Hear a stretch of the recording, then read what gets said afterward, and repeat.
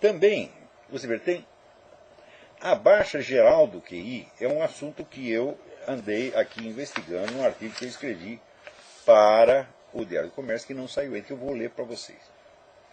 Chama o Novo Imbecil Coletivo. Quando entre os anos 80 e 90 comecei a redigir as notas que viriam a compor o imbecil coletivo, os personagens a que ali eu me referia eram indivíduos inteligentes, razoavelmente cultos, apenas corrompidos pela autointoxicação ideológica e por um corporativismo de partido que, alçando-os a posições muito superiores aos seus méritos, deformavam completamente sua visão do universo e de si mesmos. Foi por isso que os defini como, aspas, um grupo de pessoas de inteligência normal ou mesmo superior que se reúnem com a finalidade de imbecilizar-se umas às outras, fecha aspas. Essa definição já não se aplica aos novos tagarelas e opinadores que atuam sobretudo através da internet e que hoje estão entre os 20 e 40 anos de idade. Tal como seus antecessores, são pessoas de inteligência normal ou superior, separadas do pleno uso de seus dons naturais pela intervenção de forças sociais e culturais. A diferença é que essas forças os atacaram numa idade mais tenra e já não são bem as mesmas que lesaram os seus antecessores. Até os anos 70, os brasileiros recebiam no primário e no ginásio uma educação normal, deficiente o quanto fosse.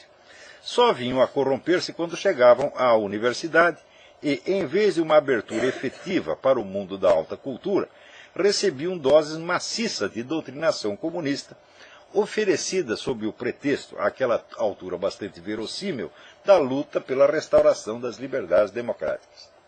A pressão do ambiente, a imposição do vocabulário e o controle altamente seletivo dos temas e da bibliografia faziam com que a aquisição do status de brasileiro culto se identificasse na mente de cada estudante com a absorção do estilo esquerdista de pensar, de sentir e de ser. Na verdade, nada mais que um conjunto de cacoetes mentais. O trabalho dos professores doutrinadores era complementado pela grande mídia, que, então já amplamente dominada por ativistas e simpatizantes de esquerda, envolvia os intelectuais e artistas da sua preferência ideológica numa aura de prestígio sublime, ao mesmo tempo que jogava na lata de lixo do esquecimento os escritores e pensadores considerados inconvenientes, exceto quando podia explorá-los como exceções e sua própria raridade e exotismo confirmavam a regra. Você vê, tipos exóticos, por exemplo, Nelson Rodrigues e Paulo Francis não conseguiam esconder. Então eles retratavam aqueles caras que eram exceções que confirmavam a regra. Eram tipos extravagantes. Né? Agora, quando o sujeito, nada tinha de extravagante, era o sujeito normal e um grande escritor, e fosse conservador, daí eles sumiam como fizeram com Gustavo Corsão, desapareceram com o Corsão. Não tinha como reaproveitá-lo, não tinha como fazer dele o palhaço do circo, tá entendendo? Como fizeram com Nelson Rodrigues e Paulo Francis. Né? E outros inúmeros escritores, você vê, todos colunistas que havia na época. Hoje do dia mesmo eu estava comentando o Nicolas Boer. Nicolas Boer era um padre húngaro que escreveu um livro, passou pelos Estados Unidos, aqui escreveu um livro importantíssimo sobre a vida do cardeal Mindszenty. Cardeal Mindszenty é aquele que ficou 20 anos em prisão domiciliar na Hungria. Né? E daí foi para o Brasil, e no Brasil se tornou um excelente analista político, escrevia semanalmente para o Estadão, dava aulas aqui na PUC, etc. Sumiram com Nicolas Boer. Né? O Lenildo Tabosa Pessoa, também excelente comentarista político, sumiram com essa gente toda. Né? Então, bom, criada e mantida pelas universidades, pelo movimento editorial e pela mídia impressa, a atmosfera de imbecilização ideológica era, por assim dizer, um produto de luxo, só acessível às classes média e alta, deixando intacta a massa popular. A partir dos anos 80, a elite esquerdista tomou posse da educação pública, aí introduzindo o sistema de alfabetização socioconstrutivista, concebida por pedagogos esquerdistas como Emília Ferreiro, Lev Vygotsky e Paulo Freire, para implantar na mente infantil as estruturas cognitivas aptas a preparar o desenvolvimento mais ou menos espontâneo de uma cosmovisão socialista, praticamente sem necessidade de doutrinação explícita. É por isso que hoje eu sou contrário ao uso do termo doutrinação. O pessoal, vamos protestar contra a doutrinação comunista nas escolas. Falo, não há mais doutrinação, não precisa. Nós passamos por uma outra etapa. Agora a etapa, vamos dizer, da imbecilização desde a infância. Né? Do ponto de vista do aprendizado, do rendimento escolar dos alunos e, sobretudo, da alfabetização, os resultados foram catastróficos. Não há espaço aqui para explicar a coisa toda, mas, em resumidas contas, é o seguinte.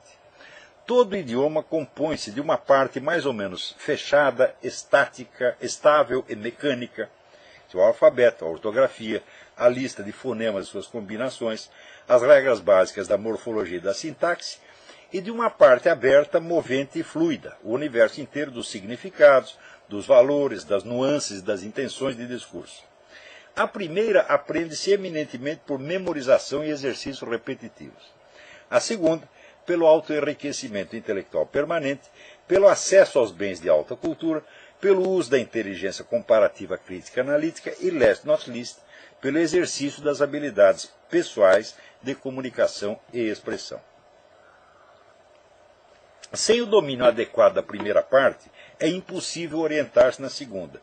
Seria como saltar e dançar antes de ter aprendido a andar. É exatamente essa inversão que o socioconstrutivismo impõe aos alunos, pretendendo que participem ativamente e até criativamente do universo da cultura, antes de ter os instrumentos de base necessários à articulação verbal de seus pensamentos, percepções e estados interiores.